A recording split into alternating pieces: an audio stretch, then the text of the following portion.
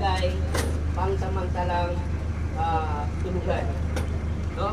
Dahil ang kanyang huling antungan, mga kapatid, mga kaibigan, lalo sa Hebron family, ang huling antungan ay kasama po natin ang ating Panginoon magpakailanman. Magbabasa po ako ng talata sa aklat po ng unang Thessalonica, chapter 4, verse 17.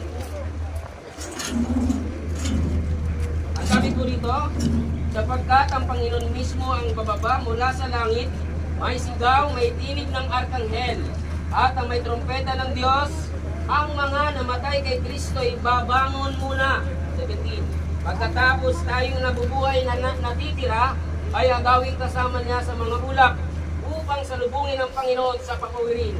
At sa gayi, makakapiling natin ang Panginoon magpakailanman. Yan po yung huling hantungan. Makakapiling natin si Nanay Analisa Impron sa pabalik ng ating Panginoong Hesus doon sa langit na bayan. Ito po ang aking dalangin sa pangalan ng aming Panginoong Hesus. Amen.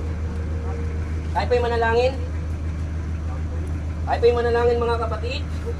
Dakila at mahabagin po naming Diyos.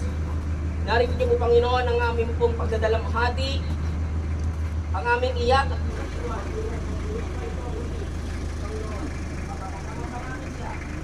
Langit na bayan.